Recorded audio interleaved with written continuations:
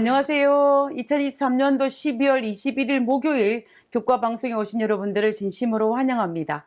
이번 주는 2023년도 제4기 하나님의 성교와 나의 성교 제12과 에스더와 모르드게에 대해서 살펴보고 있습니다. 그러면 기도하고 오늘 목요일 교과 내용을 살펴보도록 하겠습니다. 기도하겠습니다. 하늘에 계신 저희들의 아버지, 매일매일 우리의 삶 속에 하나님께서 개입하시고 하나님께서 기적을 베풀어 주신다는 그 놀라운 하나님의 약속으로 인하여 감사합니다. 날마다 하나님의 그 역사 아래에 선다는 그 기쁨을 매일매일 느끼고 누릴 수 있는 저희들 될 수 있도록 주여 도와주시옵소서. 오늘 이 시간에도 하나님께서 우리에게 약속하신 주의 영을 부어주시고 그 영으로 말미암아 우리가 이 땅에서 하나님을 찬양하고 경배하는 그런 올바른 그리스도의 삶을 사는 저희들 될 수 있도록 주여 축복하여 주시옵소서.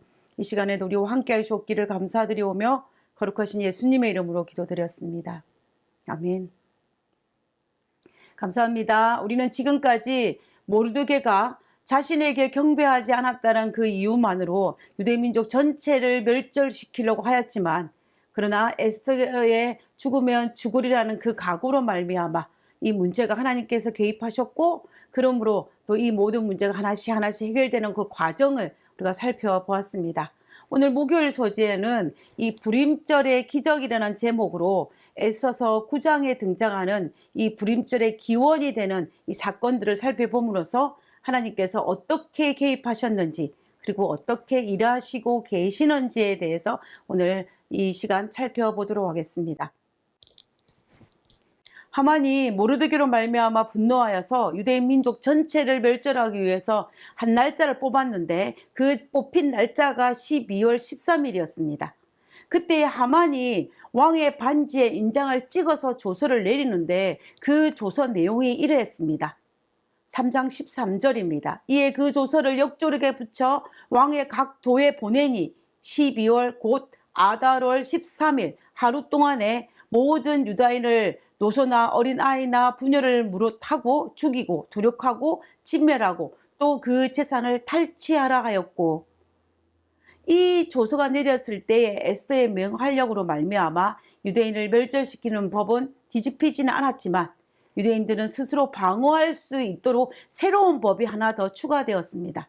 그래서 왕이 11개월 전에 내린 조서를 변경시킬 수 없었던 그날 12월 13일에 유대인들이 스스로 자신의 생명을 보호할 수 있는 새로운 조서를 하나 더 추가하였습니다. 그 내용이 이러합니다.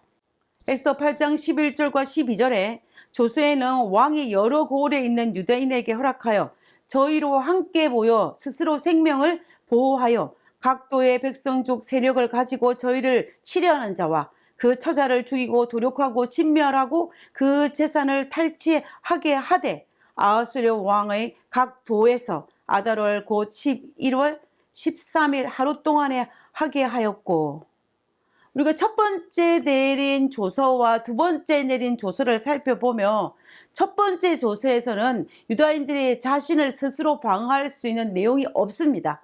그러나 두 번째 조서에서는 유대인들이 스스로 자신의 생명을 보호하고 방어할 수 있는 것을 첨가한 것을 알 수 있습니다. 어떻게 보면은 그렇게 달라진 것이 없다라고도 볼 수 있을 것입니다. 첫 번째 내린 조서만이라고 하여도 아마 유대인들은 자신의 생명을 보호하기 위해서 어느 정도는 대항을 했을 것입니다. 어쩌면 그것은 당연한 일이지 않습니까? 아무리 그런 조서가 내렸다 할지라도 유대인들이 아무런 저항 없이 그렇게 호락호락 당하지만은 않았을 것이라는 것입니다. 그들도 그들 나름대로 자신이 할 수 있는 모든 것들을 다 동원하여서 저항을 했을 것입니다. 그러니 사실은 상황은 별반 달라지지 않았다라고 볼 수도 있다라는 것입니다. 그런데 달라진 것이, 정확하게 달라진 것이 하나 있었습니다. 그것은 뭐냐면 본토 페르시아인들이 유대인들을 바라보는 시각이 달라졌습니다. 성경은 그것을 반복하여서 기록하고 있는 것을 볼 수가 있는데요. 에스더 8장 17절에 있는 말씀을 보겠습니다. 왕의 조명이 이르는 각 도, 각 읍에서 유다인이 즐기고 기뻐하여 잔치를 베푸고 그날로 경절을 삼으니 본토 백성이 유다인을 두려워하여 유다인 되는 자가 많더라. 왕의 두 번째 조서가 각 도와 각 읍에 도착하자 유대인들은 기뻐하며 잔치를 베푸는데, 반면에 본토 백성들은 유대인들을 어떻게 했다라고 기록하고 있습니까? 두려워하였다라고 기록하고 있는 것입니다.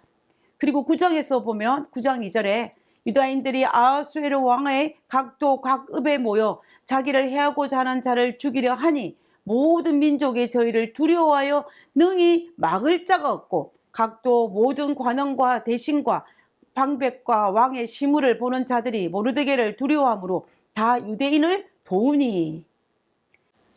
이방 백성의 마음에 유대인을 두려워하는 마음이 그들의 마음속에 생겼다라고 성경은 기록하고 있습니다. 그래서 스스로 그들은 유대인이 되려고 하는 자들도 많았고, 또 두려워하여서 유대인이 하는 일을 돕는 자가 생겼다라고 성경은 기록하고 있는 것입니다. 우리가 이런 역사들을 성경의 다른 곳에서도 발견하게 될 수가 있는데요. 우리 출애굽기서에 보면 이와 같은 똑같은 현상들이 일어나는 것을 볼 수가 있습니다. 이스라엘 백성들이 출애굽할 때에 애굽 백성들에게 은금 패물을 구했던 적이 있었습니다. 그때 그들은 유대인들을 두려워하여서 그들이 구하는 것은 다 내주었고, 그리고 성경에 중대한 잡족이라고 표현되어진 이들이 출애굽 행렬에 동참할 정도로 애굽인들은 스스로 유대인이 되기 위해서 동참했던 그런 기록들이 성경에서 발견할 수가 있습니다. 자, 이렇게 될 수 있었던 그 모든 이유들은 뭐냐면, 이 애굽 본토 사람들이 이스라엘 백성에 대한 두려운 마음이 생겼기 때문이었습니다. 이와 마찬가지로 페르시아 땅에 있는 이 민족들이 유대인들을 두려워하여서 유대인들을 돕고 스스로 유대인이 되어는 그 일들이 발생한 것입니다. 근데 우리가 가만히 생각해 보면은 유대 백성들을 두려워할 이유는 그렇게 많지 않습니다. 왜냐하면 아무리 두 번째 조서가 내렸다 할지라도, 그리고 왕후가 유대인이라 할지라도 페르시아 땅에 살고 있는 모든 이들이 유대인을 두려워할 필요가 전혀 없기 때문입니다. 왜냐하면 숫자적인 면에서도 페르시아 본토 사람들에 비해서 유대민족은 극소수이고, 그리고 유대인들은 전쟁포로로 잡혀왔기 때문에 어떤 능력적인 면에나 어떤 재정적인 면에 있어서도 이 페르시아인들이 훨씬 더 우세했을 것입니다. 그런데 그렇게 자신들이 우세했음에도 불구하고, 힘과 능력이 많았음에도 불구하고 유대인들을 두려워했다는 것은 사실은 잘 말이 되지 않는 것입니다.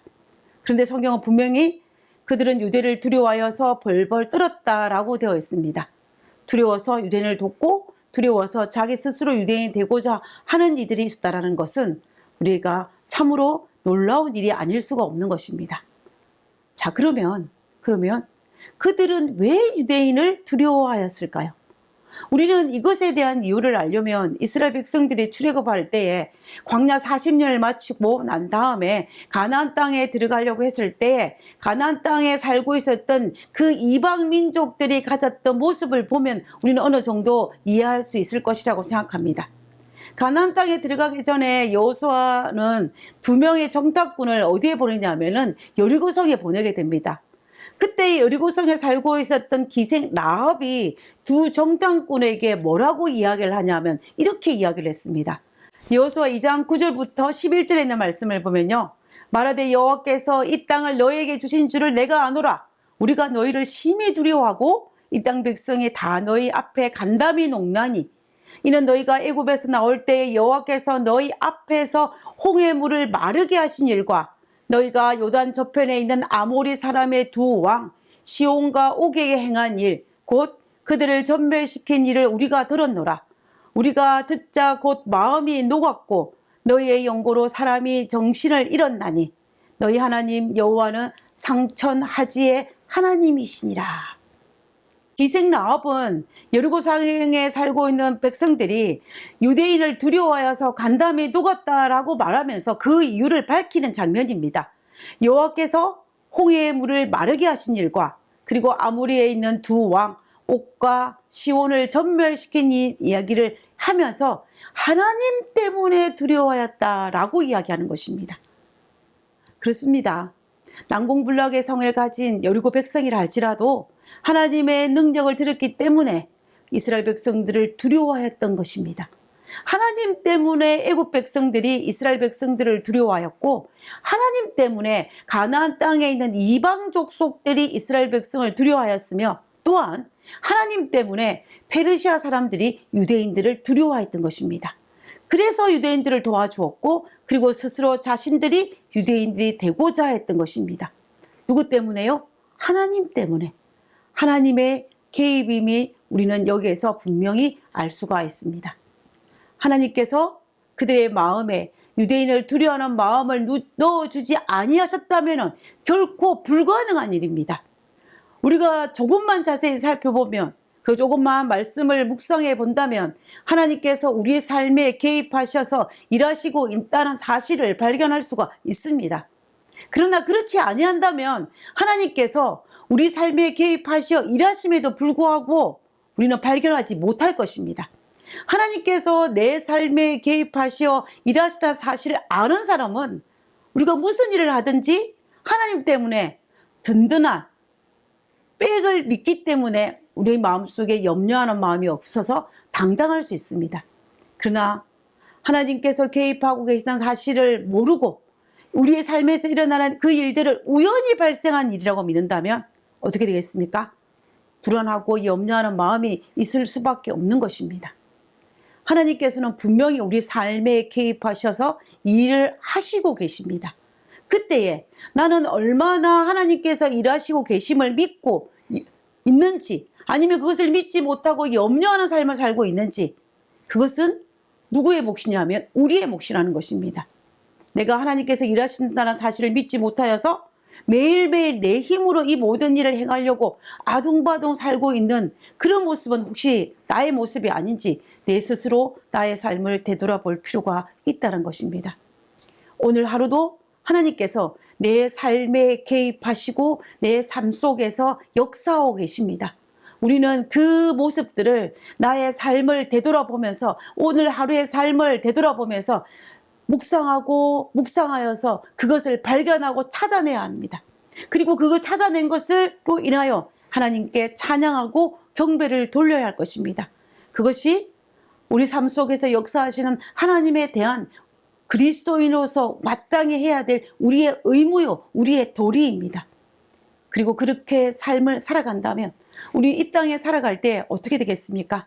당당하고 기뻐하고 즐거워하면서 우리는 우리의 삶을 살게 될 것입니다. 우리 모두 그러한 삶을 살게 되시기를 간절히 바라면서 기도하고 오늘 말씀을 마치도록 하겠습니다. 기도하겠습니다.